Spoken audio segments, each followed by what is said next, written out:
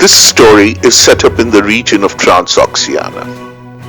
The very name describes the geolocation of this region, that is, the region beyond the Oxus River. Oxus is the name given to this river by the Greeks, who came here when Iskandar-e-Azam or Alexander the Great embarked with his invincible Greek army on his mission to conquer the world. It is the region between the two rivers, the Oxus and the Jaxartes. In ethnic jargon, Oxus River is known as Amu Darya and Jaxartes River is known as Sir Darya. Every army which came here and subjugated this beguiling region gave it a name. The Arabs called it Mawara an-Nahr, the land beyond the river, and the Persians, who have left an ineffaceable influence over the culture of this region, named it Turan. The importance of this region was due to its very geolocation. It lay on the strategic Silk Route. This geolocation was the prime reason why every conqueror wanted to subjugate it. Silk Route in those times was the nerve center of trade between Asia and Europe, the known world of those times. Hence, by subduing this region, one could control the world trade.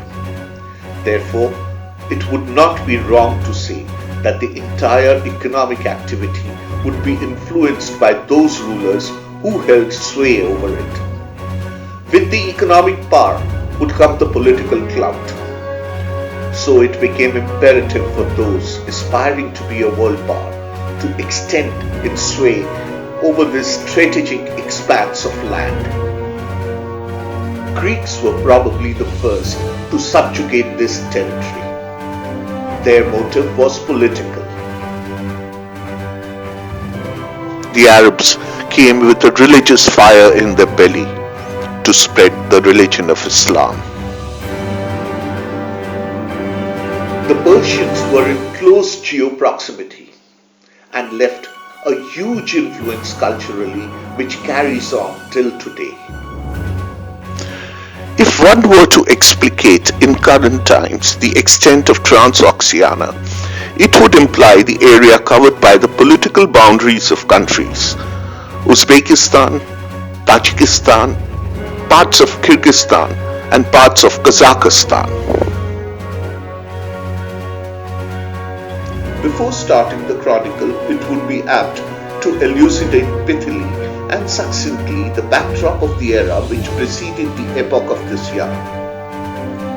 Genghis Khan, the founder of the Mongol Empire, invaded Transoxiana in the year 1290 during his conquest of Khoresm, a large oasis region on the Amu Darya river delta.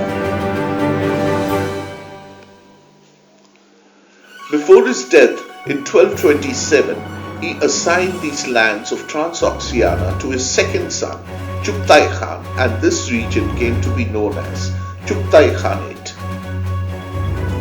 In 1369, Taimur Beg of the Barlas tribe became the effective ruler of this region and made Samarkand the capital of his future empire.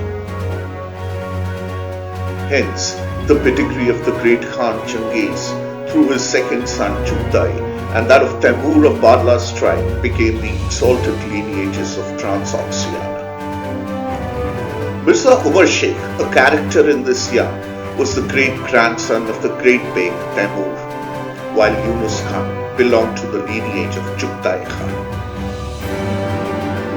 Succinct portrayal of the lineages was of paramount importance since the central character of this yarn, Begum Khanzada, is the daughter of Mirza Umar Sheikh and her maternal grandfather is Yunus Khan. Hence, it would be apposite and logically pertinent to infer that in her veins flowed the blood of two illustrious and dignified lineages of Transoxiana. Temuri blood from her paternal side and Changesi blood through her maternal side. An exalted legacy indeed. But on the flip side, one can mention that it was a mammoth task upkeeping the glory and dignity of these illustrious lineages. To her credit, it can be said that she put her best foot forward, and succeed she did. Had it been an ordinary personage, the individual would have been a miserable flop. She had to put in a human effort. Her resolute spirit was tested to the full by the vicissitudes of providence. She did not yield to any amount of pressures of fate. In fact, she parried the discerning ones hurled at her by providence with firm resolve and dexterity. Begum Khanzada's education and upbringing was under the charge of her maternal grandmother, Begum Khanzada, wife and chief consort of Yunus Khan. Begum Khanzada was solely responsible for educating her and shaping her persona. If Begum Khanzada had put in her endeavours in right earnest, Begum Khanzada put in her sincere and genuine efforts to grasp those vital attributes indispensable for survival during those times. The edification manual did not lay emphasis on memorizing the texts, but the entire stress was laid on grasping the practical nuances of statecraft and the shaping of character and persona. It was this training manual which carried her through purposefully in those vicious times. She conducted herself with grace and dignity at all times. Higher the degree of difficulty, higher was her state of resoluteness in overcoming the problem. By her resoluteness, she not only revived her sagging fortunes, but also of her younger brother, Mirza Zahiruddin Aka Babur, the founder of illustrious Mughal dynasty in India. Yes, folks, she was the elder sister of Babur.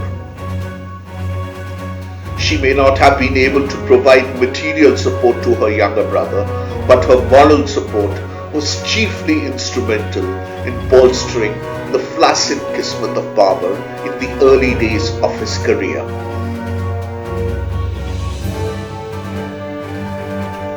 Babur was almost a dead duck during the siege of Samarkand by Shebak Khan, when she sacrificed herself in person to bail out her brother from the near-fatal clutches of that villain Shebak Khan. Had it not been for this sacrifice of hers, probably Babur would not have been able to survive and lay the foundations of Mughal Empire in India. Shebak Khan is another central character in this battle. He too is a descendant of the great Khan Chinggis. His lineage is through the first son of Chinggis Khan, Joji. Some major differences had arisen between Joji and his father, and he separated never to meet the great Khan again.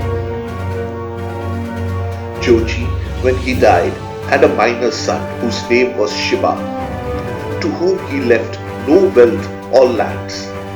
Shiba, when he grew up, had a sense of alienation towards his father. Though he got his due share from his elder brother, but still he felt he had been deprived of his due share.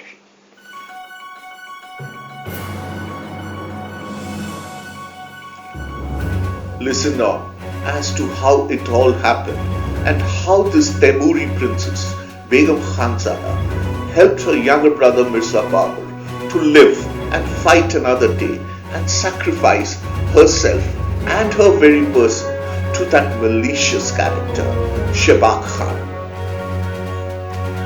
How she came out alive and in one piece from that frightful ordeal, but not without countless lesions and abrasions on her psyche. a sacrifice of epic proportions which should have been mentioned in golden works, but her mention is lost somewhere in obscure corners in annals of history. Is it fair, my dear history? It is my earnest request. Please do not be unkind to the deserving.